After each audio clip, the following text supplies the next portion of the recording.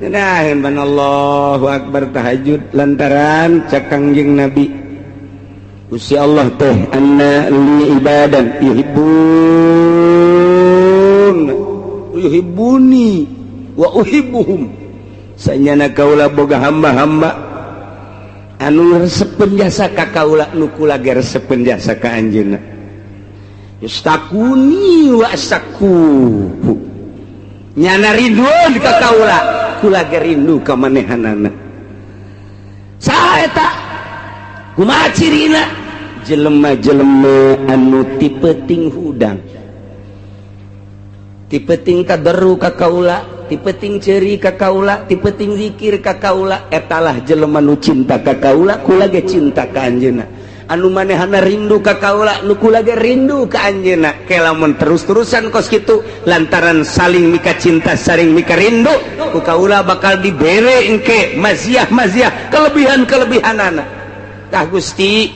abdi teh aya ngarasakeun nikmatna ibadah cara Kangjeng Nabi mah kapan tahajud teh fardu abdi hayang ngarasakeun ibadah cara para wali mah tahajud teh unggal penting abdi hayang ngarasakeun ibadah cara guru-guru abdi ulama-ulama wa taqdilana biha jami'a ma natlubuhu minal hajat wa tarfa'una biha indaka 'ala darajat falikul isbah naik wari dalil kana maha penciptana Gusti Allah tadi tina tatangkalan jeung manusia wari naik kana masalah falak Gusti Allah teh anu nyiptakeun waktu subuh nu ngajadikeun waktu subuh nyingsingkeun waktu subuh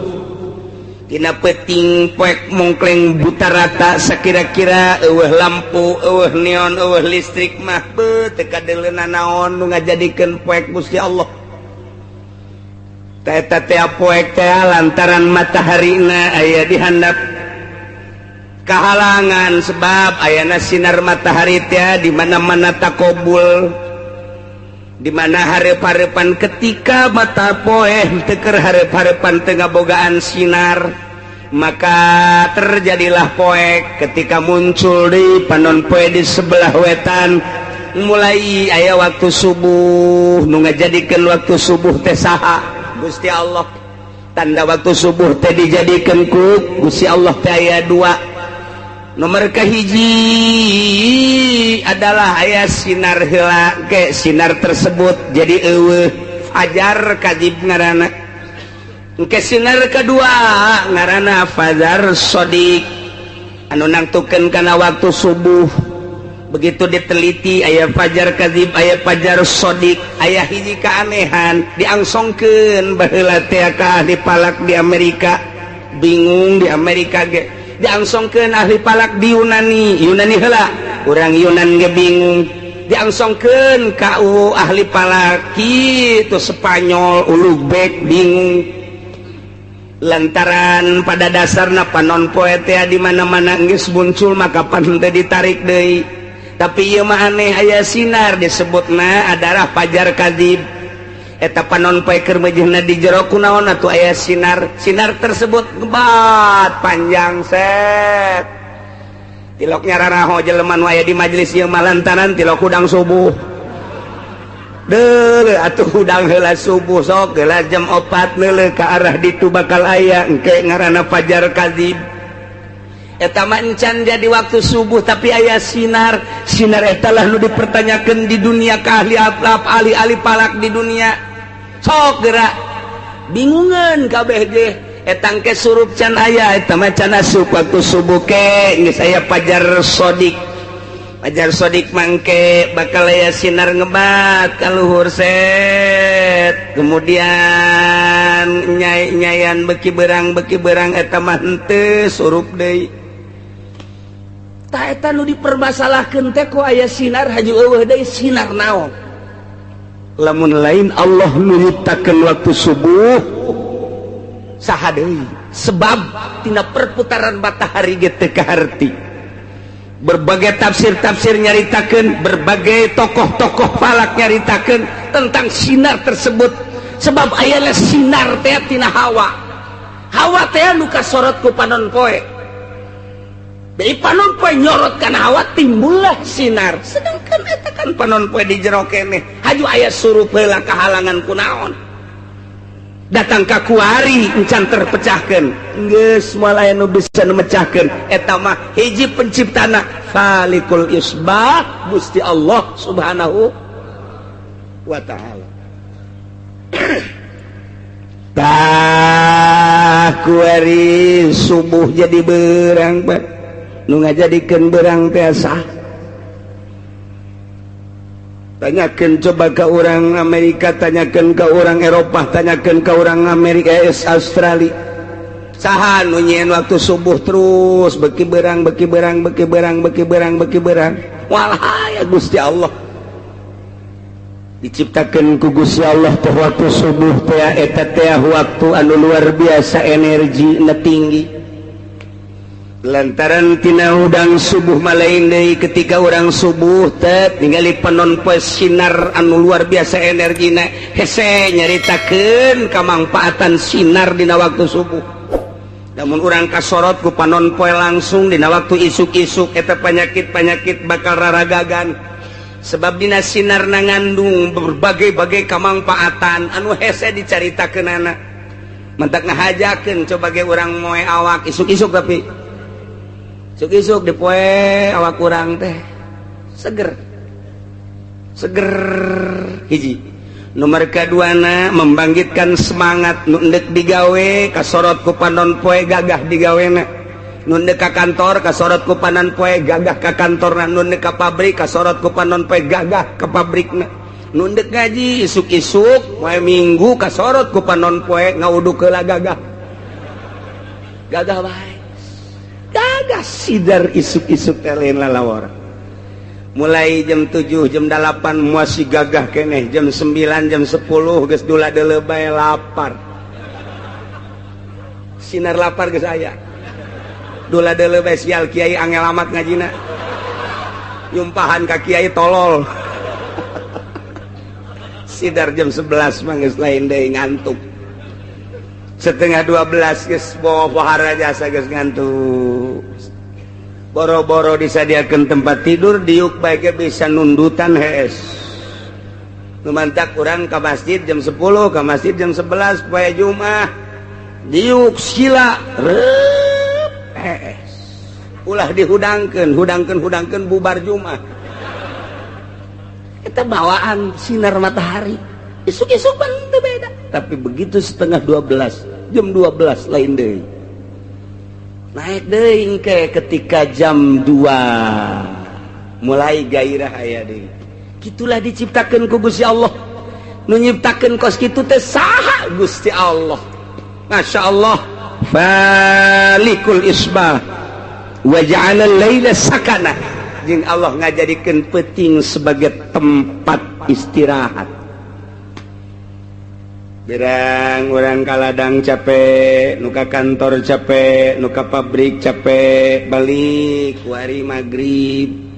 sholat, dahar, istirahat, isya, langsung jang istirahat penting teh. Wa ja'alal laila sakan. Lumentak aneh kuari mah dagang ti penting baheula mapan ku kolot teh ai maghrib titah nutup dagang teh ulah sok muka. Yes, waktu istirahat kuari mah maghrib malah muka dengan dunia teh lain waktuna kuari mah baheula mah berang jang neangan dunia mah penting mah jang istirahat akurkeun jeung Al-Qur'an wa ja'alal laila sakan mantak ulah nuturkeun Yahudi ulah nuturkeun Nasrani urang mah urang bae dagang berang maghrib tutup geus bae usaha berang jatilok aya nu macul penting tapi kuari mah justru macul ti peuting bae komo tamah macul sawah kobakan hiji mah nu mencong atuh peuting bae tah ieu wa ja'alal laila sakana mun urang nuturkeun ieu istimewa berang dagang jam 5 tutup atau menjelang maghrib geus ulah kabita ku dunya mandi maghrib geus beres tas maghrib geus ulah buka deui langsung orang lamun dek ngaji orang lamun anak-anak ayo pagahan sampai isya as isya heula berjamaah terus ka imah sare sare urang minta ka Gusti Allah, ya Allah ya Rabbi hudangkeun abdi jam hiji, abdi teh hayang tahajud rugi amat asana lamun peuting ieu teu tahajud lantaran ieu waktu teh moal balik deui nu kamari ge moal balik deui nu kamarina deui teu balik deui abdi Gusti hudangkeun ke jam hiji Gusti hayang ibadah ka Gusti hudang ti peuting urang tenang lantaran sarena berang keneh jam 9 jam 10 nah, Allahu Akbar tahajud lantaran cak Kangjeng Nabi Gusti Allah teh anna li ibadan yuhibbuni wa uhibbuhum sanyana kaula boga hamba-hamba anu resepen jasa ka kaula nu kula ge resepen jasa ka anjeunna yastaquni wa asaquhu nyana ridwan ka kaula kula ge rindu ka manehanana saha eta kumaha cirina jelema-jelema anu ti peuting hudang ti peuting tadarru ka kaula ti peuting ceuri ka kaula ti peuting zikir ka kaula etalah jelema nu cinta ka kaula kula ge cinta ka anjeunna anu manehana rindu ka kaula nu kula ge rindu ka anjeunna ke lamun terus-terusan kos kitu lantaran saling mika cinta saling mika rindu ku kaula bakal dibere engke maziah-maziah kelebihan-kelebihanana tah Gusti abdi teh hayang ngarasakeun nikmatna ibadah cara Kangjeng Nabi mah kapan tahajud teh fardu abdi hayang ngarasakeun ibadah cara para wali mah tahajud teh unggal peuting abdi hayang ngarasakeun ibadah cara guru-guru abdi ulama-ulama nikmat teman sarena teh tadi diatur iyalah wa ja'alal laila sakana jang istirahat neuk kumaha tahajudna jam hiji masih kena wawalak-wakan jam hiji jam 2 balik ceramah jam 2 iraha tahajudna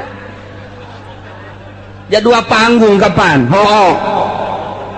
Teu kumaha? Deres namanya nama masih keneh ngaji keneh. Ieu nu di imah ngobrol datang ke jam 2 deuk iraha tahajud. Deuk iraha tahajud deres mun ngobrolkeun agama. Aya nonton main bola. Pan hulu sia eta. Rugi urang geus ulah make nu kitu-kitu. Pareman TV ganti nu gede.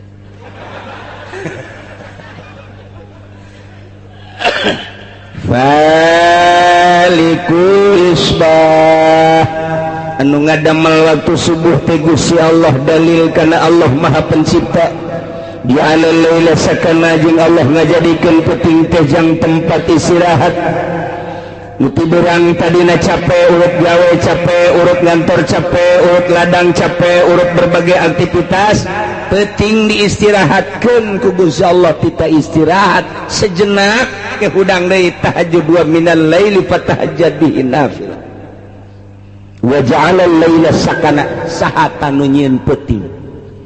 wasyamsa wal qamara husbana Allah ngajadikeun panon poe jeung bulan dijadikeunana sebagai hitungan jang waktu-waktu panon poe mah kapanggih deui sataun kaporosna ai bulan mah kapanggih teh sabulan kaporosna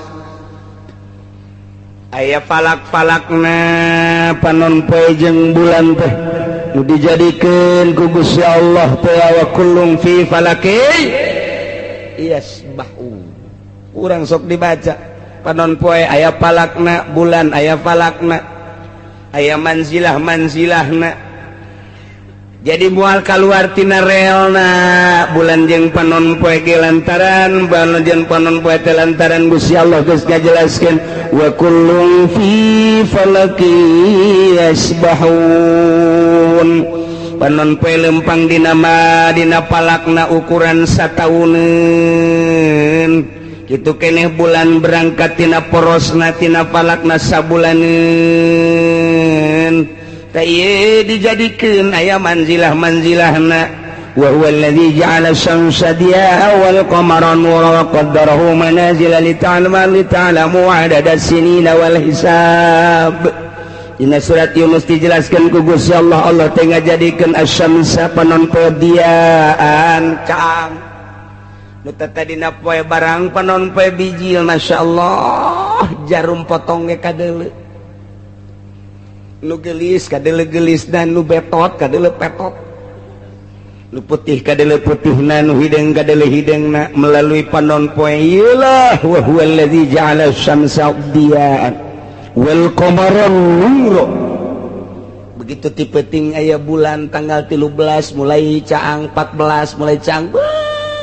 tanggal 15 pohara caang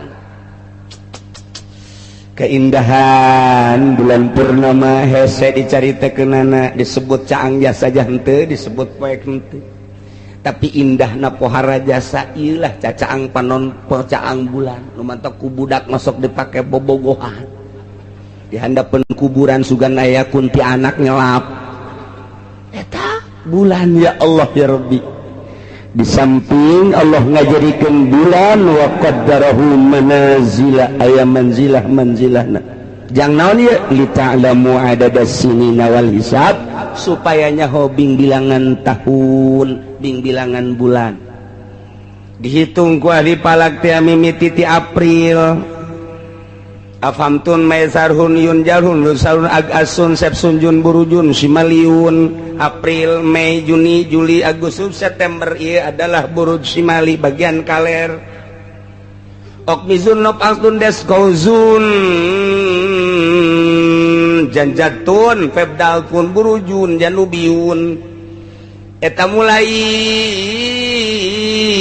nu genep teh tadi adalah buruj janubi aya us-usna didinya afhamtun hartina April ham hartina buruj hamal yakni eta bintangna bintang hamal usna 9 jadi berarti urang lamun deuk hitung palak teh deuleu tah dina apakah ieu teh bagian shimali apakah bagian janubi artina shimali teh keur lempang kaler panon poe teh apa keur lempang kidul lantaran ieu teh aya palak-palakna aya bagian kaler aya bagian kidul engke waktu salat ge beda-beda waktu salat nangke asar teh aya jam 3 lewat 10 aya jam 3 lewat 4 aya jam 3 net lewat 5 aya deui engke jam 3 lewat 30 menit maghribna lamun urang keur make jitu waktu waktu Indonesia Barat engke beda-beda kecuali orang make waktu gorbi lantaran waktu teh aya waktu gorbi selalu jam genep bae aya waktu istiwa zohorna selalu jam 12 bae mun urang ngaji palak dek make istiwa zohor asa jam 12 zohor asa jam 12 zohor ngan kudu ditimbang make rubu nah eta teh waktu ngaranna waktu istiwa baheula mah di hareupeun masjid ulama-ulama nyieun waktu istiwa lantaran eta mah bertepatan jeung panon poe lamun henteu angkeub mengangkep teu bisa aya tek nololkeun paku sakieu dijieun ku urang kitu naon detik-detik jeung menit-menitna asal tepat bae pelempeng kalangkang kadinya berarti jam 12 istiwa ngaranna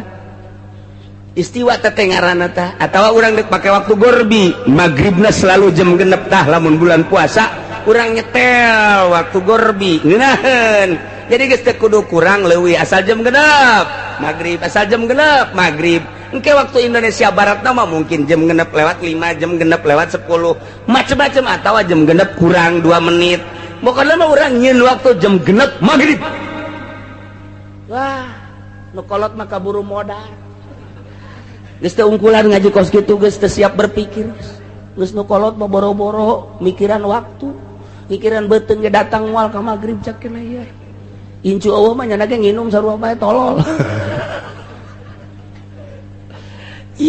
yang saha jiptakeun wasyamsa wal qamara husban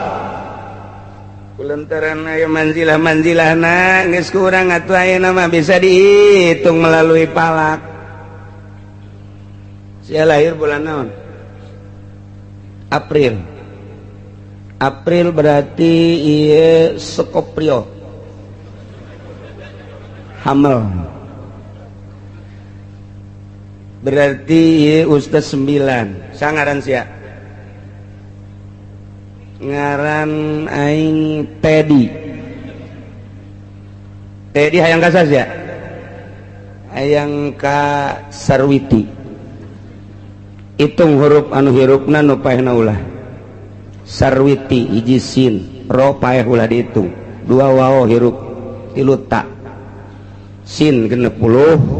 waw genep puluh genep tak 200 genep puluh genep ngaran siasa Teddy tak 200 dal opat berarti 204 lobana wewe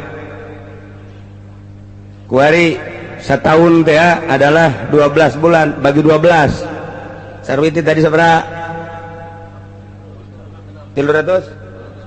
260 genep bagi 12 seberapa cepat kalkulator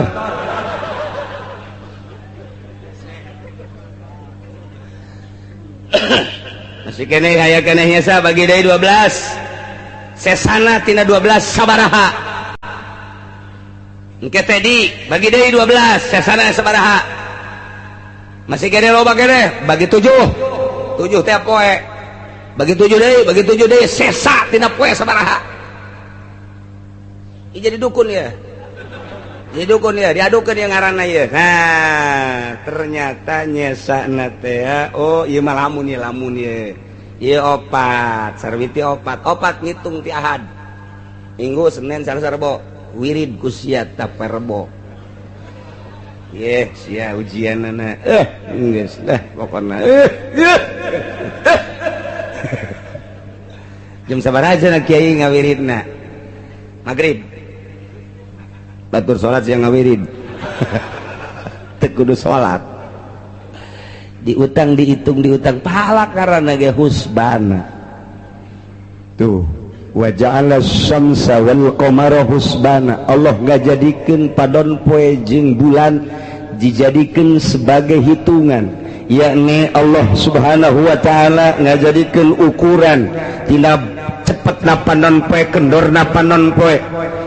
nah ieu teh aya kecepatan aya kendor panon poe teh lumpangna tapi geus ditakdirkeun ku Gusti Allah seperti eta geus dijadikeun bulan-bulanna tahun-tahunna engke dijadikeun ku ahli palak mah aya tahun kabisah aya tahun kitu basito ke tahun kabisah sabaraha tahun basito sabaraha ukuran-ukuranana aya dina ilmu palak mah nu mantak teu kacaletot dihitung kurang tahun naon ieu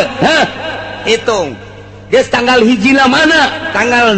tanggal hijina bulan Ramadan teh poe naon geus moal misek lantaran geus dihitung melalui ilmu falak wasyamsa wal qamara husbana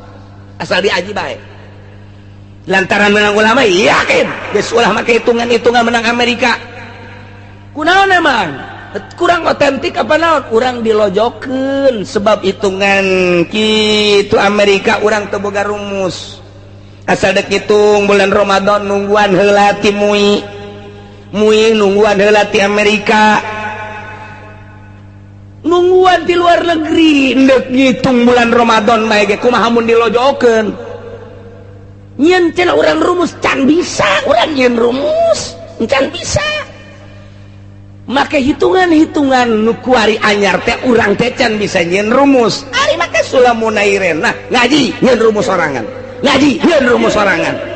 beak cenah eta nyen ku sorangan wawasanna leuwih ke depan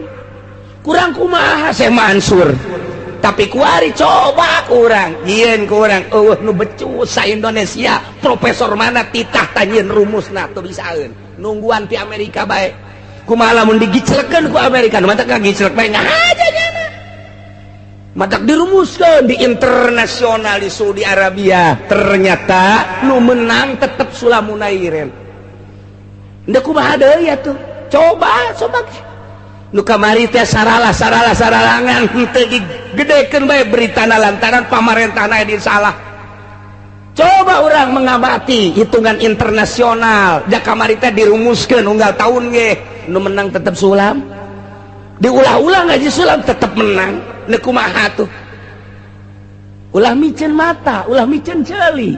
jak kabeh ge kuari mah geus jararitu kuari mah informasina global nyaho kuari ke dirumuskeun di dunia internasional palak kamari pan anu salah mantap Malaysia yang serikeun ke Indonesia. Kami belajar palak di Indonesia, kenapa orang Indonesia tidak memakai palaknya? Orang Malaysia belajarnya di Indonesia, kunaon ai Malaysia na akur jeung sulamunaireun ai Indonesia henteu. Ya sarikeun orang Malaysia kemunduran Indonesia loba jasa dibandingkan jeung Malaysia. Nu tatadina orang Malaysia berguru ke Indonesia, kuari orang Indonesia berguru ke Malaysia. Hulusia bego. Teu boga kaisin meureunna. Teu bisa nyeun rumus. Urang teh teu bisa nunggu ti ditu mantak moal ka ngaritung kuari. Kuari teh can ngaritung teu boga rumus. Ke asal bulan Rawah nungguan rumus turun ti depag karak dihitung. Tinggalin wasyamsa wal qamara husbana tinggal ngaji baik dek ngaji sulamunaireun mangga dek ngaji durusul palasi kepalakiah di Jawa mangga akur tak bakalna durusul palakiah mah beda sautak setik jeung sulam. Selain ti eta cak guru kula dua guru murid daripada Syekh Mansur bener mah bener ulah dipake dua bae nu dipake mah hiji sulam munairin dua durusul falakiah ngan kesulitanna durusul falakiah mah make logaritma. Lamun teu ngaji logaritma tuh moal bisa mata kula mah ngaji heula logaritma jakeul baheulana sakola pan SD kelas 6 ngaji heula log ngaji mantap kau kesulitan namun orang geus ngaji mah geus yakin menang ulama beres tuh aya abah mah ngos kituna kieu bae teh babarita Januari Februari Maret April Mei Juni Juli balik di Agustus September geus nyaro sarua atawa make kitu Japar Sodik mah 5 tambah 5 tambah 5 tambah 5 bisa eta teu pake anggaran puasa ulah jang naon atuh eta yang hajatan teh maksudna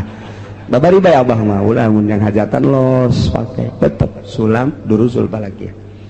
Jadi dihitung wasyamsa wal qamara husbana. Panon poe jeung bulan dijadikan sebagai hitungan untuk hitungan Arafah, untuk hitungan lebaran, untuk hitungan puasa, untuk hitungan bulan. Urang bisa nganyahokeun bulan ieu bulan ieu. Sabaraha harina. Yang kepentingan nu mandak Kangjeng Nabi ge ditanya yasalunaka itu anil ahillah. Kangjeng Nabi ditanya Gusti ari eta si tanggal kumaha eta maksud kumaha mimiti leutik kaju gede haju ke ngaletikan yasalunaka anil ahillah. Sahabat naranya Kanjeng Muhammad tentang bulan-bulan sabit mimiti ayat gede gede tanggal 15 ketika ngalemes letik ke ayat deui kumaha Kangjeng Nabi ngajawabna kul hiya mawaqitu linnas eta mah waktu-waktu pikeun manusia aya waktu Ramadan aya waktu lebaran aya waktu Arafah jang wukuf jeung waktu-waktu anu sejenna nu ditanyakeun bulan nu ditanyakeun tentang bulan sabit dijawabna ku Kangjeng Nabi hikmahna di jero bulan aya waktu-waktu kul hiya mawaqitu linnas usbana itu mentak lamun kuari urang boga anak daek masantren teruskeun kada ngaji falak kena nyahun falak salafus sholihin falak anu kuarina make komputer aji jang perbandingan nyukomna aji dan lain sebagainya sanajan urang nunggu rumus di Amerika aji mah aji bae jang perbandingan di mana ieu selekna di mana ieu mislekna supaya urang nyaho oh iya mislekna di dieu kos kitulah para jamaah kaum muslimin rahimakumullah dalil mimiti Allah innallaha falikul habbi wan nawa yukhrijul hayya minal mayyiti wa mukhrijul mayyiti minal hayy eta teh kabeh nu nyiptakeun zalikumullah dipertanyakeun fana atuh fakun kunaon atuh mararengko teh daek percaya kana yen bahwa Gusti Allah teh Maha Pencipta nomor kadua nafalikul yusbah Gusti Allah teh anu ngajadikeun waktu subuh dijadikeun berhikmah anu luar biasa waktu subuh teh ke urusanana hikmahna pohara jasa jeung wa ja'alal laila sakana nu ngajadikeun peuting jeung tempat istirahat cicing teh Gusti Allah. Bahkan Gusti Allah teh ngajadikeun panon poe jeung bulan dijadikeun sebagai husban, perhitungan jangan nyahokeun bulan, jangan nyahokeun tahun. Di tahun kitu Isa Al-Masih datang ka kuari geus 2000 sabaraha 2015 perhitungan hijriyah ti Kangjeng Nabi hijrah kuari geus 1434 eta kan geus aya hitungan-hitunganana tinggal kuari mah cepetan mana antara hijriyah jeung kitu Masehi. Tafawutna per 10 tahun sabaraha, tafawutna per 100 tahun sabaraha. Aya perbedaan lebih cepat mana di antara Masehi jeung Hijriyah. Eta perbedaan kitu engke bakal dicaritakeun hikmahna kok aya berbeda sih di ilmu falak engke bakal dicaritakeun. Perbedaan harina antara Masehi jeung kitu Hijriyah. Lantaran di Hijriyah mah eueuh 30 hiji tanggalna, di Masehi mah aya tanggal 30 hiji. Di Hijriah mah teh aya 29 sampai 30, tapi di Masehi mah pan aya tanggal 29 aya 30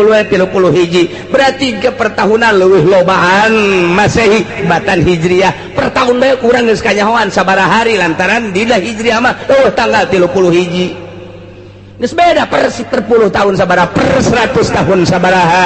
Perbedaan eta teh ku ieu ke bakalna aya naonan, aya hikmahan. Engke urang ngajadikeun anggeranana macem-macem, ngajadikeun teh nu dijadikeun Hijriyah, nu dijadikeun Masehi, tergantung kumaha permasalahanana. Ya wasyamsa wal qamara husban zalika taqdirul azizil alim. Eta kabeh nu dicaritakeun teh kepastian Gusti Allah anu Maha Gagah tur Maha Uninga. Nyahoun Gusti Allah mah gagah, Gusti Allah mah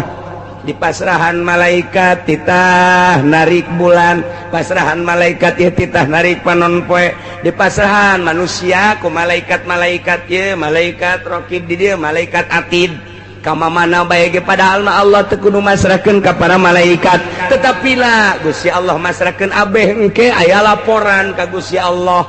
Urang kamana bae ge aya catetanana. Ciha deh, tak kagagahan Gusti Allah, kauningan Gusti Allah luar biasa. Urang kamana bae kanyahoan ku Gusti Allah, sanajan aya malaikat, ulah-ulah aya nanaon ciptaan Gusti Allah. Di jero taneuh aya batu hideung, di jero batu hideung aya sireum hideung, leutik Allah masih keneh nyaho. Kunaon atuh urang kuku malandangan ku ari ieu, kos teu percaya ka Gusti Allah. Mentek belajar heula ngaji syariat, geus beres ngaji syariat, kuari urang eusian batinna supaya belajar ilmu tauhid. Tauhidna jangan nyahokeun zat Allah, jangan nyahokeun afal Allah, jangan nyahokeun sifat Allah. Nu wajib kurang dikanyahokeun teh 3 hiji zat Allah, kedua pagawean Allah, katilu sifat Allah. Nangke bakal timbul tina innallaha falikul habbi wan nawa, datang katungtung engke nu kurang bakal dibahas. Ieu jangan nyahokeun kabeh ge zat Allah, pagawean Allah jeung sifat Allah. Urang mah ngaji tauhid teh gagara wujud qidam baqo mukhalafah lil hawadisi qiyamuhu binafsi wa daniyat qudratil ilmu hayat sama basar kalam gas. Dan syukur sakitu doang, mengarah karena zat Gusti Allah, mengarah karena apal Allah, mengarah karena sifat Allah mencan. Nu mentak can aya ngerenyet di jero hate, tapi lamun urang engke belajarna ka jerona nganyahokeun zat Allah, moal waka bisa nganyahokeun zat Allah mun teu nganyahokeun apal Allah, moal bisa ka harti apal Allah mun teu nganyahokeun sifat Allah. Berangkat urang tina nganyahokeun sifat Allah, mana mimitina iya innallaha falikul habbi wan. Kok bisa gitu engke dimodif ku ahli thariqah ngajadi sifat Allah, sebab pemilik seluruh kehendak adalah Gusti Allah. Kahayang urang kieu Gusti Allah kitu tetep Gusti Allah, kahayang urang ka dieu Gusti Allah ka ditu Gusti Allah. Pemilik seluruh kehendak adalah Gusti Allah. urang hayang kawin jeung nu geulis tapi cak Allah jeung nu jore bae ciptaan urang mah hayang kawin teh jeung nu putih nu bersih barang kawinnya hideungnya loba cedaan urang mah hayang kawin teh kanu bersih kanu geulis ternyata barang dibuka dotonna aya sajeungkal doton tungtungna urang ngome doton bae nang Allah kehendak Allah Masya Allah. Jadi orang ke belajar tauhid sifat, tauhid afal. Tauhid afal mah artina seluruh pegawaian adalah pekerjaan Allah. Pegawaian Allah, pegawaian urang teh diciptakeun ku Gusti Allah jeung pegawaian-pegawaianna. Samaruk urang diukieu teh nang urang nang Allah, samaruk urang lempang teh nang urang nang Gusti Allah. Jadi setiap aya makhluk aya kholikan hayang kena datang ka dinya tak kumaha ialah melalui tafakur jeung zikir.